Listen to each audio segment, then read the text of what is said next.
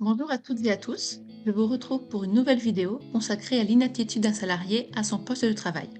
Cet épisode se fera en plusieurs parties afin de comprendre dans un premier temps ce qu'est l'inaptitude, quelle est la procédure pour déclarer un salarié inapte à son poste et 3 questions-réponses en lien avec l'inaptitude. J'aborderai dans les prochaines parties les conséquences de l'inaptitude en termes de recherche de reclassement par l'employeur et le licenciement du salarié en cas d'impossibilité de reclassement. Pour celles et ceux qui découvrent mes diaporamas commentés, je rappelle que vous pouvez retrouver tous les contenus précédents sur LinkedIn, Instagram et YouTube. Commençons d'abord par définir la notion d'inaptitude.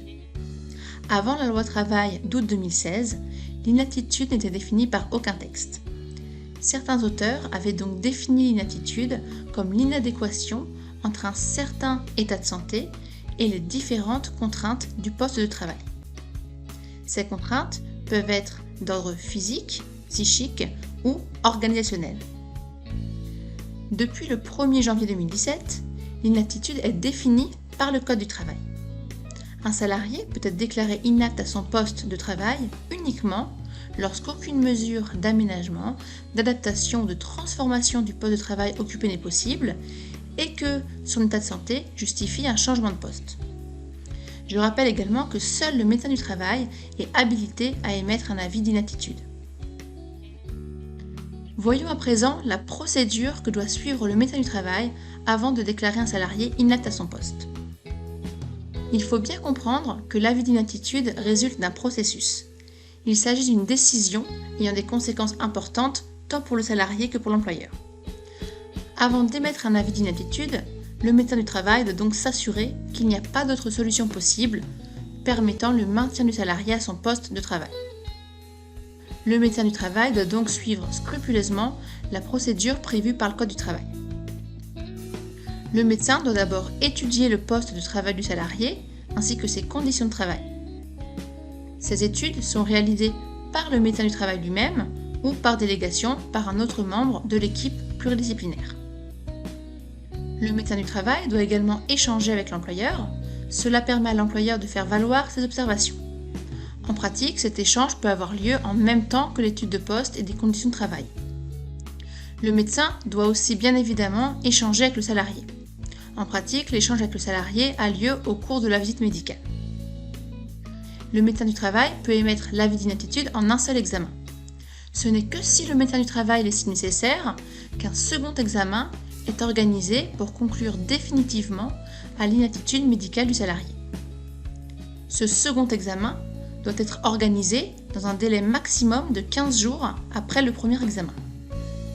Bien entendu, même lorsque l'avis d'inaptitude est émis en un seul examen, le salarié a souvent été déjà vu au préalable par le médecin au cours d'une précédente visite médicale.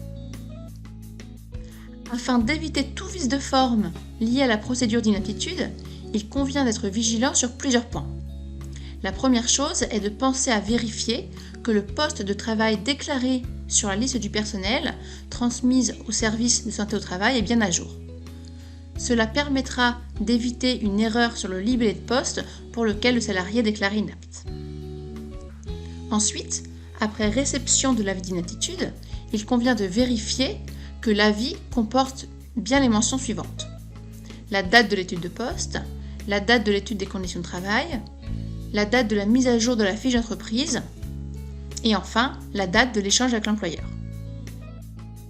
En pratique, plusieurs questions peuvent se poser en lien avec la procédure d'inaptitude. Première question, que doit faire l'employeur lorsque le salarié lui apporte un courrier de son médecin traitant ou de son médecin spécialiste indiquant qu'il ne peut plus travailler?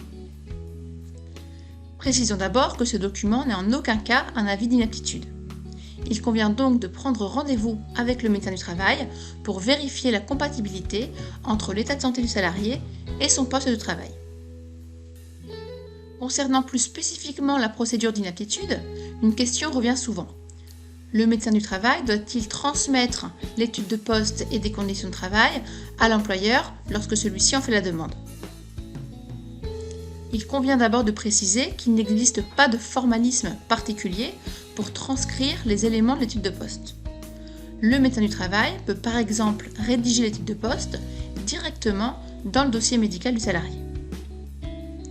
La transmission à l'employeur de l'étude de poste réalisée dans le cadre d'une procédure d'inaptitude n'est prévue par aucun texte. En somme, il appartient au médecin du travail de décider s'il peut ou non transmettre l'étude de poste à l'employeur en fonction des éléments qu'elle comporte et du support sur lequel elle est transcrite.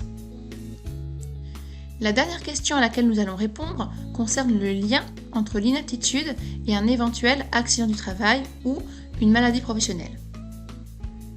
Appartient-il au médecin du travail d'indiquer à l'employeur si l'inaptitude est en lien avec un accident du travail ou une maladie professionnelle?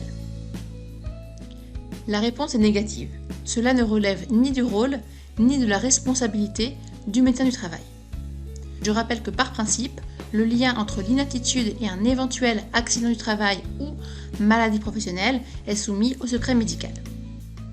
Le seul rôle du médecin du travail est de remettre directement au salarié le formulaire de demande d'indemnité temporaire d'inaptitude lorsqu'il estime que l'inaptitude du salarié est susceptible d'être en lien avec un accident du travail ou une maladie professionnelle.